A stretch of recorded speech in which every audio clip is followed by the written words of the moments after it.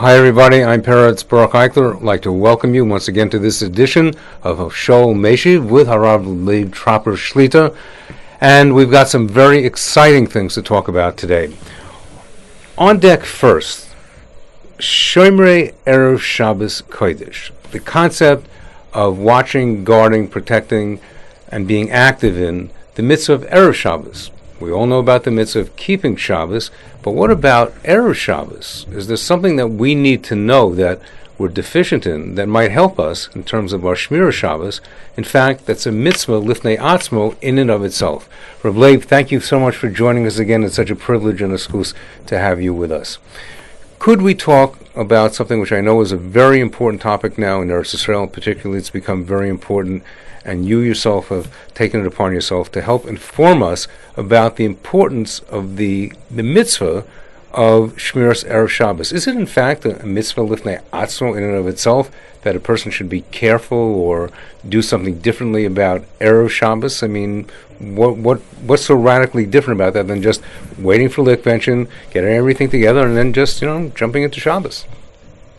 Thank you, Peretz. First, thank you for bringing this topic up and asking me to talk about this issue, because which is at least tomorrow, Rav Chaim Kanievsky Shlita.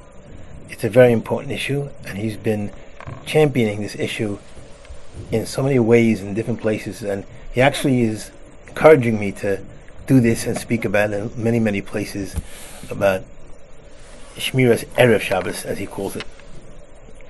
The Rambam writes, it's fascinating, Rambam writes that the early greats of the past used to literally wait outside and wait for Shabbos to come with such anticipation, with glorious anticipation, waiting for Shabbos to come to arrive, as Shabbos possesses, contains, maintains the bracha of the whole week.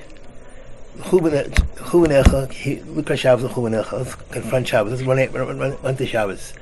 Why? Because Shabbos is the source of all blessing. Not only that, but the Zohar and Chelik Gimel, I think in Dover Yadua, the Rav Hutner used to say this a lot of times. He used to say, Ich bin HaShabbos de Geyid. I think it's based on the Zohar that says that a Talmud Chacham is Nikra Shabbos. A Talmud Chacham is called Shabbos. What does it mean Talmud Chacham is called Shabbos? A Talmud Chacham thinks about Shabbos. The Ramban says in Parshas Yisroi, with Matan Torah, and Zachar Shem Shabbos L'Katcher, remember Shabbos to sanctify. Remembering means on Sunday, Monday, Tuesday, Wednesday, Thursday, Friday, you should remember Shabbos to sanctify. So you think about Tzchiva Shabbos every day. You think about Shabbos every day of the week. Shammai used to buy something on Sunday and say, "Oh, cover Shabbos. I'm saving it for Shabbos." All the time, everything was held and holding that, because we don't pass like Shabbos. You don't must do that. You don't have to do that. You could do it by Baruch Hashem Yom Yom, as Shammai said in Gemara Be'er. But Shammai believed in cover Shabbos. Save it, cover Shabbos. The anticipation of Shabbos, like when I saw some people I talked to, I said, "So what are you doing for Shabbos?" Who's thinking about Shabbos? Oh yeah. I mentioned it to Reb Chaim. I didn't say, of course, names of people, but I said from people. It hurts me. I mean, to hear that Shabbos Kodesh, which is just as a child, was the most special day. I mean, off from school was number one, and number two was like it was a day that my family sang together, davened together. They would say in the secular Goyish world, those who pray together, stay together, right? So, I mean, it was a special day, Shabbos. In my house, my father used to come and sing Zmiras after Zmiras. It was Zemer after Zemer, he would sing. It was so beautiful. It really was. It wasn't just a shirim, it wasn't just song. It was Zemer, it was a song that makes other people sing. And Meir Shapiro, the Shiva of Lublin, writes in his Sefer, the Tutsi Orameir, he writes that, it's written a quote of his, that he said a Zemer a shir is a song. So I sing a song, I sing a song, which is a wonderful thing. It's Ma'or, it can be Ma'or Yalev, the heart to do tshuva, to be close to the Eibishter, and it can awaken your neshama in a very special, unique way. However, Zemer is not only awakening your neshama, but a Zemer is a song that makes other people sing. And other people are inspired. The neshama is awakened with the Zemer, echoes of song of somewhere else coming from different places. It could be, wherever the person's singing has that koyach to do that. Sometimes it awakens you. It's a Zemer that awakens you to sing. So I remember those Shabbosim. I live with those Shabbosim, and I must be honest. I sometimes drop a tear. Sometimes thinking about, will I ever have that Shabbos again? Is it lost and gone forever? I sat in my Rosh Yeshiva's home. I sat one time in my life. I was invited to come to his house in Shabbos. It was a unique opportunity. I don't think I felt very special because the Yeshiva wanted to make me feel special for some reason, which I don't go into right now. But he wanted to make me feel special. He said, "Label, you can come to me for the Suda." And no other Bacham had the opportunity to do that in Yeshiva. And I watched him. Shabbos was special. Not by what he said on Shabbos, but what he didn't say. By what the Yeshiva, as we know, legendary Rosh Hashanah didn't speak on Shabbos at all. David Chulan didn't speak, but he sang his mirrors. What he didn't say spoke all about Shabbos, Kedushas HaShabbos, the holiness of Shabbos, the bracha of Shabbos, his love for Shabbos, his dveikus with Shabbos. Did you see in the Rosh Hashiva any particular preparations to bring in Shabbos earlier, or his? Yeah, I remember he would come home Shabbos? right after mincha, and he would be in and out of the shower, and he'd be in and out of the shower, and he'd be waiting on the porch with his addition of tzitzis that from what he usually has, more than he usually wears, and he would sit in solitude on the porch and sit and learn. And people come ask shilas and all kinds of things, and he was ready for them. He was waiting for Shabbos. He was just sitting waiting for Shabbos. With the tzitzis, he's like the Rambam said. That's the Rambam in front of me. Here's the Rambam. What he said: waiting, anticipating for the beautiful Shabbos. So special, so beautiful. And I saw the Rashiva. I heard the Rashiva sing, and I heard the Rashiva talk to a little debate on Shabbos. He didn't say too much. He was mamayid, very much mamayid, any kind of talking. And then he gave a shmooze on Shabbos. And then he couldn't catch him. If he went to him and said to him, Rebbe, like, what time is it? He'd say, show you his watch. But he wouldn't say a word. He wouldn't do chesed that wasn't with Kedushidik words. He wasn't blinded by other Yetzirah of mitzvahs, so to speak. There's a famous Masham HaKadosh. Masham was the Pesach of a generation not long ago. At the same time, before the Chavetz Chaim, maybe a little before the Chavetz Chaim, he was the Pesach of the generation. Masham asked Akashi on his Pirish and Siddur, we say, Al Chet Shachatanu L'fanecha Ba'oines of a Ratzain, on things that are by accident, and things that we did willingly. So yes, what's a chet to do something by accident? I mean, what kind of chet is it? Why do we do a chet for accident? So Masham says, he's talking about Oines is the Yetzirah, the from Yetzirah. That was the Oines. He told you, do this, Erev Shabbos, go visit the sick for 3 hours and forget about your child, forget about your kugel, forget about everything else. Just do this mitzvah. That's the from Yetzirah. Big cholim, visit them. Chesed Archim, visit them. Everything else, run around doing chesed, pay somebody's bill in the grocery. And those legends will never ever become part of Jewish history because they're not real mitzvahs. It's mitzvahs to get born in the heart of the Yetzirah, to get you distracted because you think it's mitzvah. You think, wow, I'll be able to go and come late. I don't have to do chicken now. I can do chicken later because I'm busy. I'm busy with a mitzvah, the unbelievable mitzvah. Busy helping somebody else. What are you talking about? Paying their bill in the grocery store, doing chesed. That's exactly it. It's so happy, so happy. Don't prepare for Shabbos. Preparing for Shabbos is like you mentioned. You said in your question to me. Many people assume that preparation for Shabbos is a mitzvah of covered Shabbos in and of itself. It's not an independent mitzvah. Erev Shabbos is part of Shmira Shabbos. Because you can't have a Shabbos without Erev Shabbos. It's not possible to prepare properly for a real Shabbos without Erev Shabbos. How could you prepare properly? What are some of the other dimensions of Shmiras Erev Shabbos, and perhaps some other anecdotal things that we might have seen in other Gedolei Torah? I think we would start with the early davening on Friday. I mean, Baruch Hashem, not all the time, but recently, I've had the opportunity to become a participant in Hakadosh Erev Shabbos in a big way. I get up early on Shabbos morning and daven nets, and then I come home and I make the Shabbos table myself, and I feel so good about it. I don't feel this tiring. I feel so good about it. And then I put on the tablecloth, and then I put on the candles, and then I put on the becher and the challah and the cover and it's the decal and everything. It's so wonderful, and I feel so. The benches all together, the mirrors, everything, whatever has to be done. The rag was on top next to my seat, I'm very excited. I feel unbelievable. I don't feel like I'm doing a job that I shouldn't be doing, that the wife should be doing. I feel it's my Chana Erev Shabbos. It's so beautiful. I feel so much involved with Shabbos. I sit, and I used to feel after I did that, I just sit and just watch the table. I just look at the table. I stare at the beautiful table like I'm staring at a beautiful human being or a beautiful scene, like that, whatever. Just a special thing to see. We've heard stories about Rebbeim who would look outside their window just waiting for Shabbos, or in Sfas, Kabbalim that would go out, and they would go out into the field and wait for Shabbos. And there's that famous story about the Kofetz Chaim, who had given a bracha to a family to light Shabbos lights early. Right. She said that if you would take in Shabbos early, the source of bracha will come in early also, even though maybe not ready for bracha right now. But since Shabbos is the source of bracha, if you accept the bracha early, Shabbos will give you the bracha early. But you have to accept it early. A little bit. Not just to be even 15 minutes earlier.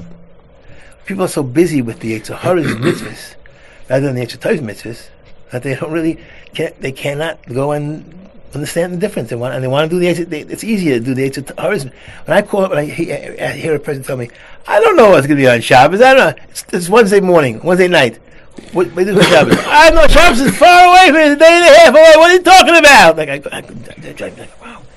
I said, God forgive the person that said this kind of word out of their mouth. He or she, doesn't make a difference, whoever it is. And we see that the days of the week, Hayom, Rishon, B'Shabbos, were actually... Shlomo Zalman says that based on the Ramban, every time you do that, can you give us some practical aids of how a person can begin to undertake first understanding and then practical things that a person can do to bring in I would Shabbos suggest, I can't make a suggestion to these parents. There's a sefer here in English, it's called Transform Your Erev Shabbos. It's English, by Rabbi Posnick, Jonathan Posnick. I don't know who he is, but the book is a written book, well-written book. It's for people like me who just need elementary understanding of what it is you have to do to prepare for Shabbos in the proper way. I just opened up a page right now in a second. Like Erev Yom Kippur. Minig Yisrael Torah. The Chazal say in Yerushalmi that the Minig Yisrael is considered Torah. The Sefer Mishmar Shalom says that it's proper to eat a little meat on Erev Shabbos because the sanctity of Shabbos is ma'urev. It's mixed in. It combines with it and spills into Erev Shabbos. So therefore, the Erev Shabbos, you should taste the food of Shabbos because it spills into Erev Shabbos. The Shabbos food will spill, the Kedusha of Shabbos food will spill into Erev Shabbos. Hence the same Erev, meaning mixed, and that's what Erev means, taruvis. Mixed. So he says, is partly Shabbos eating meat is appropriate. In addition, Erev Shabbos is like Erev Yom Kippur. Quoting a source in the Gemara here, and you should get the Sefer, you'll see.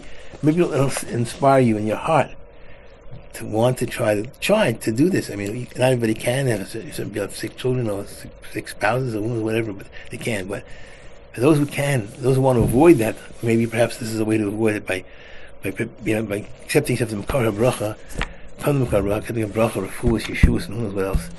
The name of the book is called Transform Your Erev Shabbos, The Unique Laws, Customs, and Spirit of Erev Shabbos and Erev Yontif by Rabbi Jonathan Posnick. So I think that's a must-read. Right, so based on this, Moran Rav Chaim Kanievsky was encouraging me to start this thing, this organization, which is called Shomrei Erev Shabbos. He believes it's such a vital thing, an important thing, particularly if you consider Mashiach believes such a one thing.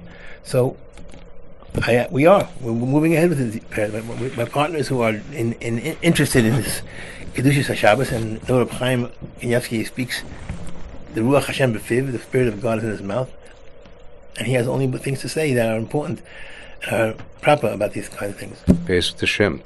We just have to make sure we're not distracted by the weapons of mass distraction, which we're all subjected to, which brings us to our next subject, which is this concept of what I guess the Rosh Hashiva is called a spiritual ADD, that there are things that we think are mitzvahs and may in fact be mitzvahs, but somehow we think that they take priority to something else when in fact we really should be focusing on something else at that moment.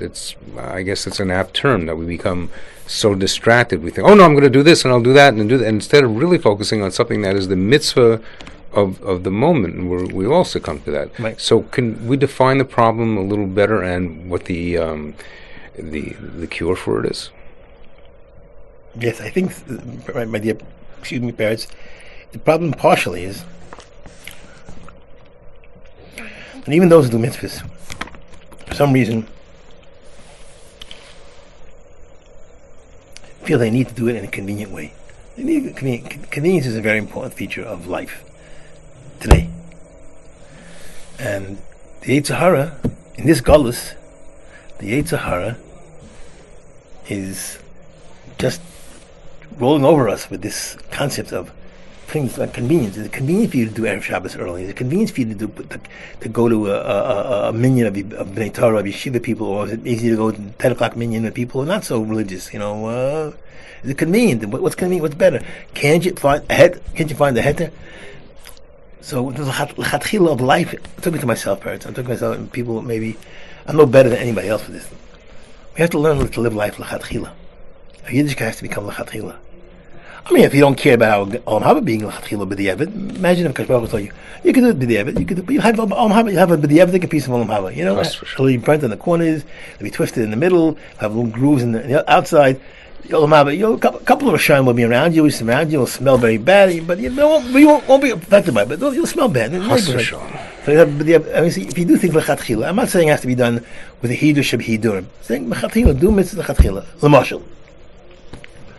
Chafetz Chaim suggests in Hilchos Shabbos, we light candles much to Shabbos. You don't have to. And some people say, my minig of my parents!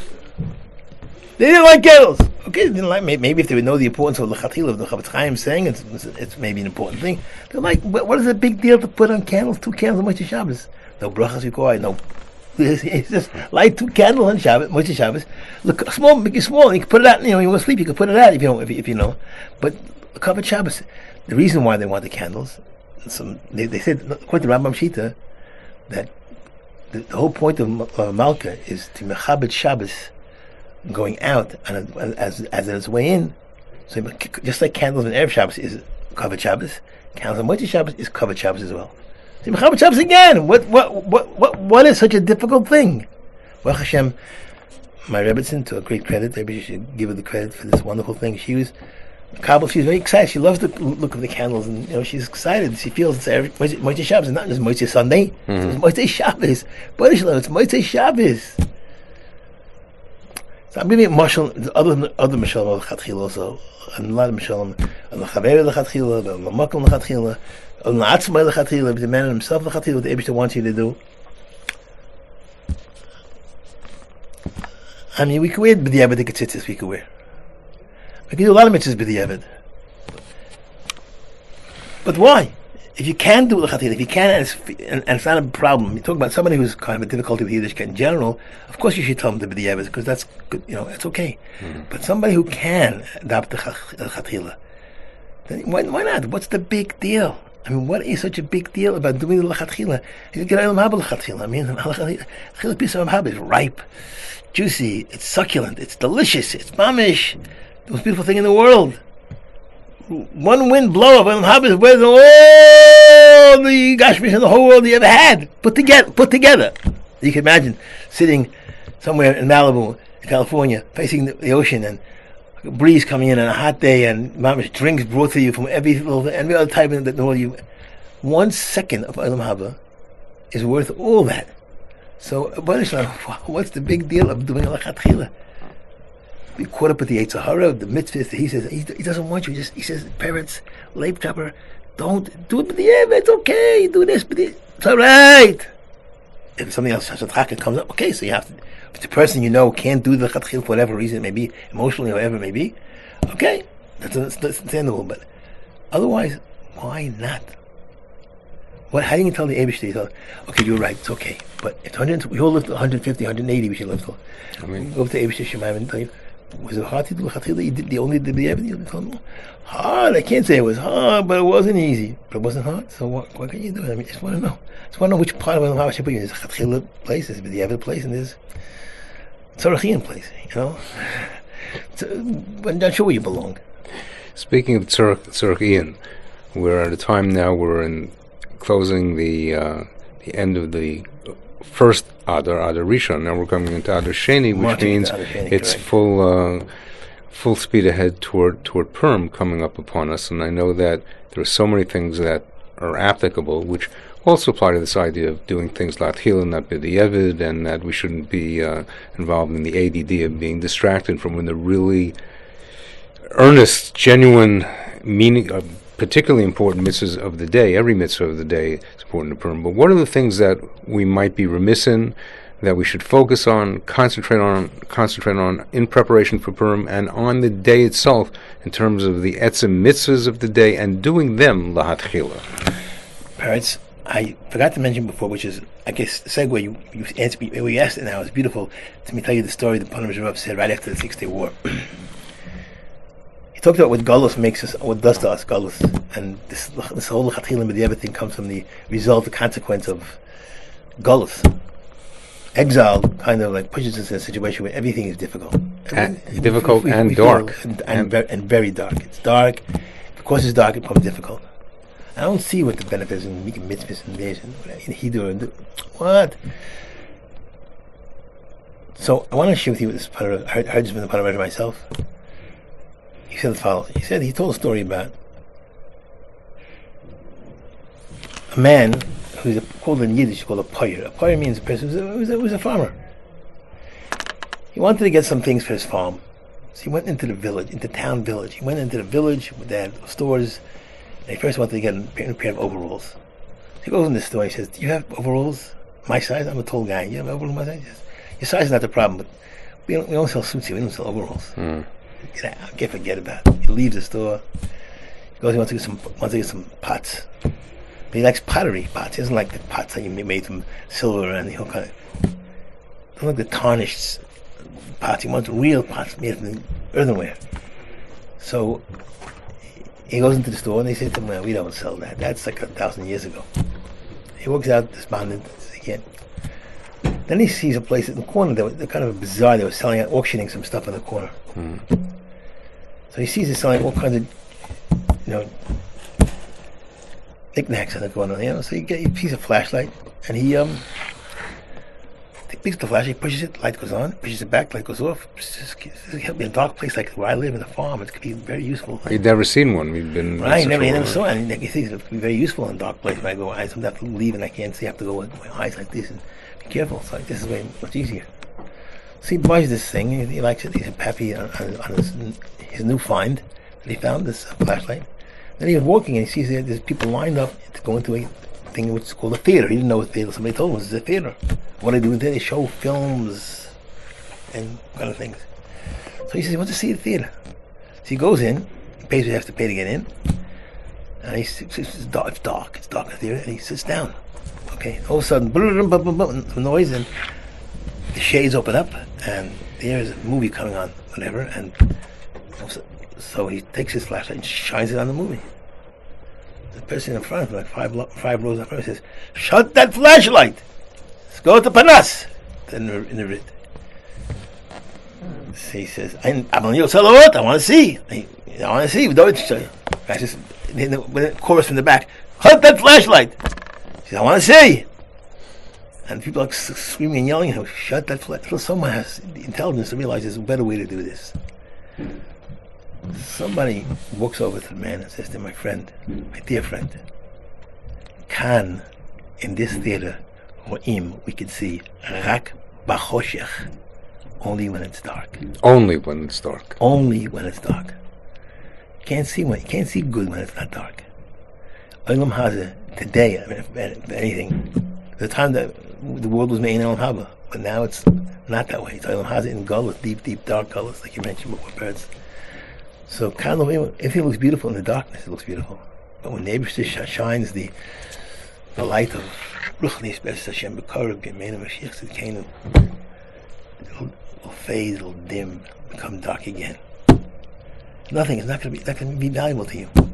All of us, any of us. Kan ro'im rak b'choshech, and the Gullus, the pre-messianic Gullus, is all about darkness. And in terms of Purim, Reb Leib, leading into Yehudim Aya Ora V'Simcha. Purim is supposed to be a day of lightness, clarity, truth. Ira lets you see the truth. Sometimes you could cry from the truth, sometimes you can laugh from the truth, but it's truth. It's about truth. So some people could dance in Purim, really they're crying inside. Some people are crying, they can really dance inside. You know, everything I remember those old days, and we used to have these Purims together with the Rebbeim and other Talmidim, and it used to be like Yom Kippur, Nihil Yom Kippur. Yom Kippurim. That's right. It would be like the Yom Kippur night. So anyway, I want to wish everybody a Freilich Purim, the most Freilich Purim that you ever had. Amen. And subsequent years, the same thing. Mr. Hashem, we should be Zeicha Merit to be as Gael Tzedek. Amen. Simcha, we should all be Kabul Purim. We should dance towards that, and then we should see clarity, have light, and just pursue the darkness, chase the darkness away from us, and let it be running like some kind of a thief in the middle of the night, running away from us. You know. Thank you very much, and have a wonderful Yom Tov. Thank you. Amen. Thank you, Rabbi Leib Trapper. Shalom Meshiv. Thank you very much for joining us. Look forward to seeing you next time, Be'ez Hashem. Thanks for joining us.